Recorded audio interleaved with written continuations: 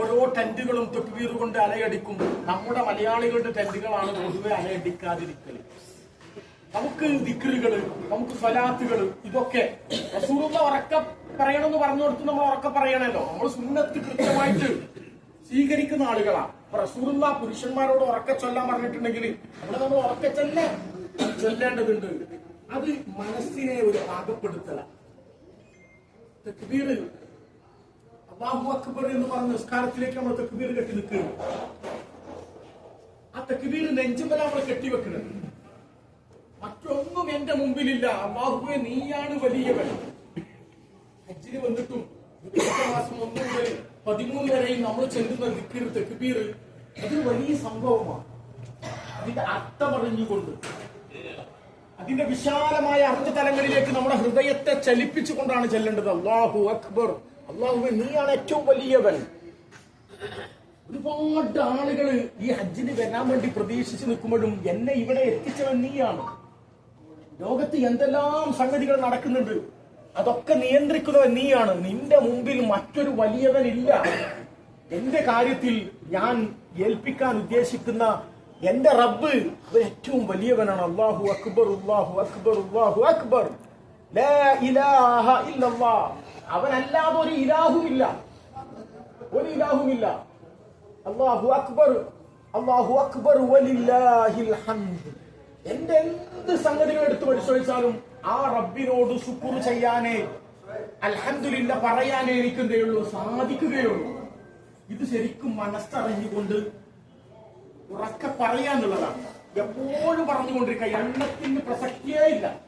എത്രത്തോളം ഒരാൾക്ക് അധികരിപ്പിച്ച് പറയാൻ പറ്റുമോ അത്രത്തോളം അധികരിപ്പിച്ച് പറയാം.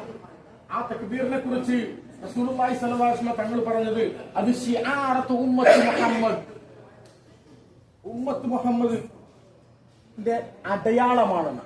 മുഹമ്മദ് നബിയുടെ സമുദായത്തിന്റെ അടയാളമാണ് തക്ബീർ ചൊല്ലുക എന്നുള്ളത്. യുദ്ധരംഗങ്ങളിലേക്ക് പോയപ്പോഴും ആവേശത്തോടു കൂടി നമ്മൾ കേട്ടത് എന്താണ്? അല്ലാഹു അക്ബർ. ആ ഒരു തക്ബീർ ചൊല്ലുമ്പോ അവന്റെ മനസ്സിലേക്ക് എല്ലാം ആവാഹിച്ചു വരികയാണ്. അല്ലാഹു അല്ലാതെ എന്റെ മുമ്പിൽ വലിയതായിട്ട് ഒന്നുമില്ല, ഞാൻ ആരെയും പരിഗണിക്കുന്നേ ഇല്ല. അവനാണ് എന്നെ വലുതാക്കിയവൻ, അവനാണ് ഏറ്റവും വലിയവൻ, അവനെയാണ് എന്റെ ലക്ഷ്യം വെക്കുന്നത്. ആ ലക്ഷ്യത്തിലേക്ക് നമ്മൾ പോവുക എന്നുള്ളതാണ്. അതിനെന്ത് വേണം? അല്ലാഹു സുബ്ഹാനഹു വ തആല പ്രകൃതിയിൽ അവനെ പ്രകീർത്തിക്കാൻ വേണ്ടി നമുക്ക് പറഞ്ഞു തന്ന ഒരുപാട് കാര്യങ്ങളുണ്ട്. അതാണ് ഇന്ന ഫീ ഖൽഖിസ് സമാവാതി വൽ അർളി വഖ്തിലാഫിൽ ലൈലി വന്നഹാരി ലആയാതിൻ ലിഉലിൽ അൽബാബ്. ആകാശഭൂമിയുടെ സൃഷ്ടിപ്പിലും വഖ്തിലാഫിൽ ലൈലി വന്നഹാർ, രാത്രിയുടെയും പകലിന്റെയും മാറ്റിമറിയലിലും. അള്ളാഹുവിനെ മഹത്വപ്പെടുത്തുക എന്ന് പറയുമ്പോ അള്ളാഹുവിന്റെ മഹത്വം അറിയാൻ വേണ്ടി ഭൂമി ലോകത്ത് മനുഷ്യർക്ക് കാണാൻ പറ്റുന്ന ദൃഷ്ടാന്തങ്ങളെ പരിചയപ്പെടുത്തുകയാണ്.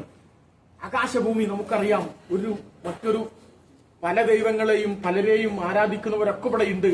പക്ഷെ അവരാരും പറഞ്ഞിട്ടില്ല ആകാശത്തെ സൃഷ്ടിച്ചത് ഞങ്ങൾ ആരാധിക്കുന്ന ദൈവമാണ്, ഞങ്ങൾ വിളിച്ചു പ്രാർത്ഥിക്കുന്ന മറ്റാരെങ്കിലുമാണ് എന്ന് ആർക്കും അവകാശമില്ല. അത് ഏകനായ അള്ളാഹുവിന് മാത്രമുള്ളതാണ്. അതിനെ സൃഷ്ടിച്ചവനാണ് എന്റെ റബ്ബ്, അവനെയാണ് ഞാൻ പ്രകീർത്തിക്കുന്നത്. അവനാണ് അല്ലാഹു അക്ബർ. രാത്രിയും പകലും മാറി മറിഞ്ഞു വരുന്നതിൽ ആർക്കും ഒരു പങ്കുമില്ല. ഇവിടെയുള്ള ആർക്കെങ്കിലും ഒന്ന് ആ മാറി വരുന്നത്, ഒന്നുകിൽ രാത്രി അധികരിക്കുന്നതും പകല് കുറയുന്നതും, പിന്നീട് പകല് അധികരിക്കുന്നതും രാത്രി കൂടുന്നതും, ഇതിന്റെ മാറ്റിമറിയലിൽ ആർക്കും ഒരു ഇടപെടാനുള്ള ഒരു ശക്തിയും ഈ ഭൂമി ലോകത്തില്ല. റബ്ബന മാ ഖലഖത ഹാദാ ബാതില. ഈ സൃഷ്ടിപ്പൊന്നും നീ വെറുതെ സൃഷ്ടിച്ചതല്ല പടച്ചവനെ, ഏറ്റുപറയാണ്. അല്ലാഹുവിനെ മഹത്വപ്പെടുത്തുമ്പോൾ നമ്മൾ ഏറ്റുപറയാണ്. സുബ്ഹാനക ഫഖിനാ അദാബന്നാർ.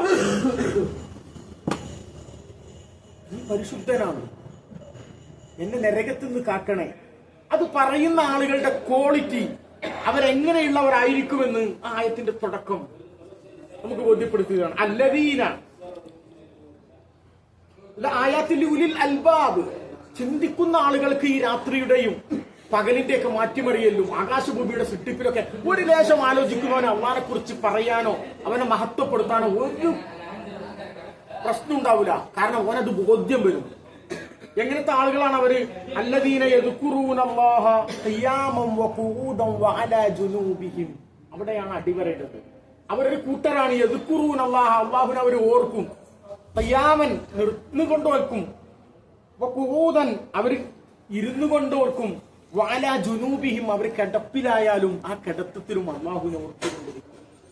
നിന്നും ഇരുന്നും കടന്നൊക്കെ നിസ്കരിക്കുന്നവരും ദിക്റുകൾ ചൊല്ലുന്നവരുമായിരിക്കും അവര്.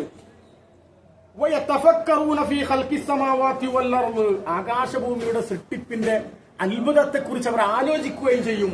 ആലോചിക്കുമ്പോൾ അവർ പറയുന്നതാണ് റബ്ബനാ മാ ഖലഖ്ത ഹാദാ ബാത്തില. പടച്ചോനെ, ഇതൊന്നും ഈ വെറുതെ ഉണ്ടാക്കിയതല്ല, നീ വലിയ മഹാനാണ്, നിന്നെ എനിക്ക് ബോധ്യം വരികയാണ്. എത്രയോ കിലോമീറ്റർ കണക്കിന് നീണ്ടു നിൽക്കുന്ന മരുഭൂമിയിലും നമ്മൾ എവിടെ ചെന്നാലും അവിടെ കുറെ ജീവികളെ കാണാം. ഇവർക്കൊക്കെ ഭക്ഷണം കൊടുക്കുന്ന അല്ലാഹുവാണ്. പർവ്വത നിരക്കുകളിലേക്ക് ചെന്നാൽ ഗാഠമായ പർവ്വതങ്ങൾ, അതിലൊക്കെ കോടാനക്കോടി ജീവജാലങ്ങൾ, നമ്മൾ അറിയുന്നതും അറിയാത്തതുമായ അത്ഭുതകരമായ ജീവജാലങ്ങൾ, അവരെയൊക്കെ സൃഷ്ടിച്ച് പരിപാലിക്കുന്നവൻ അല്ലാഹുവാണ്. സമുദ്രത്തിലേക്ക് ഇറങ്ങിയാൽ നമ്മുടെ മനുഷ്യരെ പോലെയല്ല, അതിന്റെ എത്രയോ ഇരട്ടി ഒരുപാട് ജീവികൾ, എല്ലാം പരിപാലിച്ചു കൊണ്ടു നടക്കുന്നവൻ അല്ലാഹുവാണ്. അതാണ് ആകാശഭൂമിയിലേക്ക് ഇറങ്ങിച്ചെന്ന് ചിന്തിക്കുന്ന ഒരാൾക്ക് നിന്നെ മഹത്വപ്പെടുത്താൻ അല്ലാഹു അക്ബറാണെന്ന് പറയാൻ വേറെ എവിടെയും പോവേണ്ടതില്ല. ഇത് ബോധ്യപ്പെട്ട ഒരാളുടെ ഒരു പ്രാർത്ഥനയാണ് എന്ത്? സുബ്ഹാനക്, അല്ലാഹുവേ, ഞാൻ നിന്നെ പരിശുദ്ധിപ്പെടുത്തുകയാണ്. വഖിനാ അദാബന്നാർ, ഇതൊക്കെ സൃഷ്ടിച്ച് പരിപാലിക്കുന്ന നീ അവിടെ നരകമുണ്ടാക്കി വെച്ചിട്ടുണ്ട്. അതിലേക്ക് നിഷേധിക്കപ്പെടുന്ന, തൗഹീദ് നിഷേധിക്കുന്ന, അള്ളാഹുവിനെ നിഷേധിക്കുന്ന ആളുകൾ അതിൽ